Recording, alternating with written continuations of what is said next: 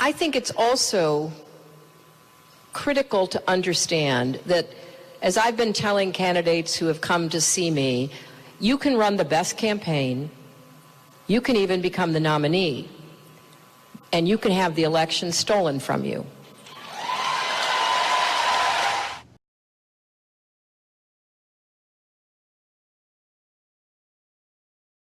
Do you actually support the idea of, putting him in, are you talking about just having him sit for a hearing or locking him up somehow?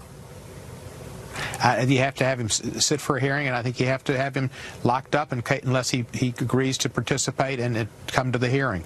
But do you actually believe that your committee is going to order the Attorney General of the United States to be arrested by the Sergeant of Arms and put in jail? I don't know what we'll do, but we can't just go to the Justice Department. It's meaningless.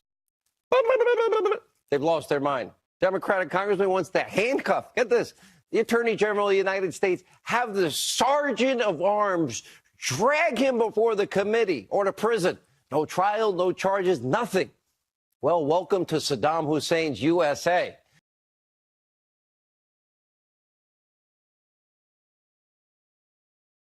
And most definitely, the Border Patrol agents in this sector, we have about 1,350 of them, are doing a tremendous job 24/7, 365 days a year. You know, the compassion that they demonstrate for the people that we encounter on a daily basis, the fact that these agents are willing to risk their own life, to make sure that they are able to rescue these individuals that are really putting their lives in the hands and the mercy of these smugglers and these coyotes that are ferrying them across this river. And as you saw firsthand, it's very treacherous right now. We're releasing so much water out of the dam that the river is flowing bank to bank. So on any given day, our officers are out there rescuing. I think today we witnessed about 35, 40 rescues, and so far upwards of 400 rescues just within the last several months. Oh my goodness. And you have decades of experience in Border Patrol, law enforcement. You were deployed in Afghanistan, I believe.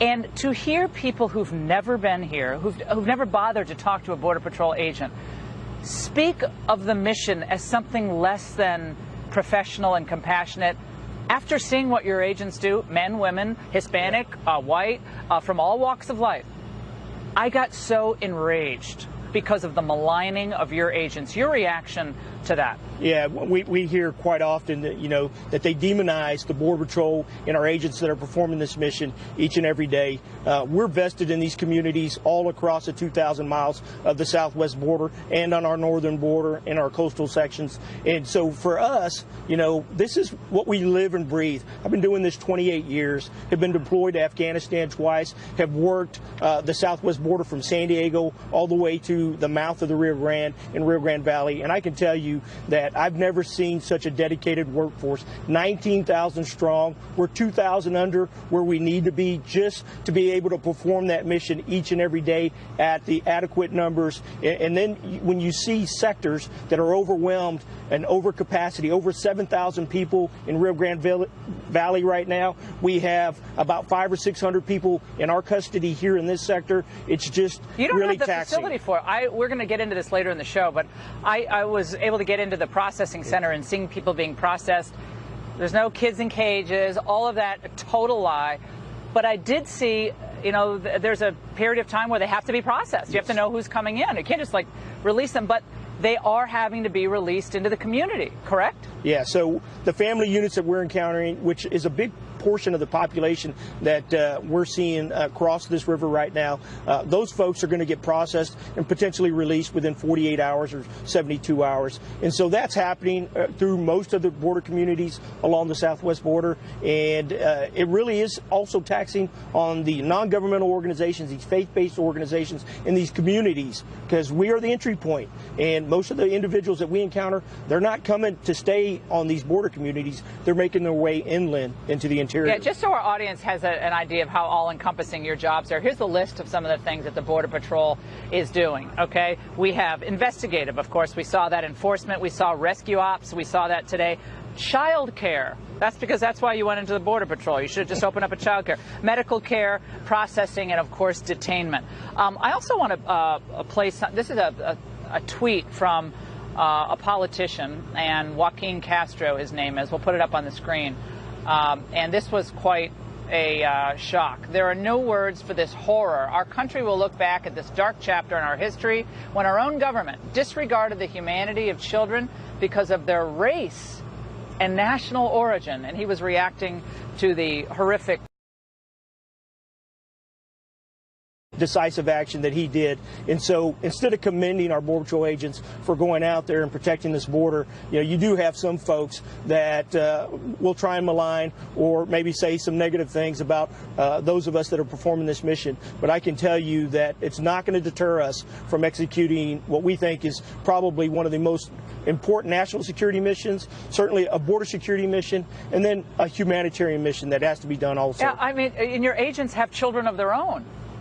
Yeah. I mean, they're Jing River now to rescue folks. And for a Texas of telling our producer where he learned to penetrate and how to learn to penetrate the U.S.-Mexico border. I see the video right there because this guy put a video on the internet. I see the video how do you do it cross. You can see it YouTube. So, Chief, he can find videos on YouTube about how to cross. How to present yourself. They're waving at the Border Patrol. Hi, I'd like to come on the boat. So this is how it worked. Yeah, social media, and certainly we recognize that there are some organizations that are in Central America and the Northern Triangle countries that are certainly propagating a lot of this information. So when they come up here, a lot of the times when we encounter them, when we ask them questions about where they're going, how they got here, we hear the same rhetoric from the groups and the individuals that we apprehend. So we know that a lot of this has been fed to them by some of these smugglers and these transnational criminal organizations that are operating. Really quick, when you're sending 4 and 5 and 6 agents to a river rescue with family unit, people say they're family unit. Yes. Some of them aren't, but they say they are. That diverts your resources from where the cartels are bringing drugs into other parts of the sector. 4 miles of fencing, 209 miles of the sector. How hard is that when you have to rescue? Obviously, you're never going to let anyone drown if you can, but then the cartels know it. We see them up on the mountaintops. Yeah, life and safety is going to be our #1 priority as Border Patrol officers out there. But I will tell you that we do know, and we do have intel sources that are telling us that these family units, these unaccompanied children that are coming across this river, are a diversion for the cartels so they can smuggle narcotics in between the ports of entry and also at our ports of entry. Because you got to remember, we have customs officers that are having to help Border Patrol agents process some of these family units. So they also know that we're even taxed at our ports of entries. So this is an all-out blitz by these transnational criminal organizations to take advantage of this situation right here on the border. Chief, I learned more today with you and your agents, and I've been covering this issue for 20 years. And I just want to thank you for your service to this country, for your service before you were even here, and keep it up, and Washington will listen to this. So thank you so much. Thank you. We really appreciate it.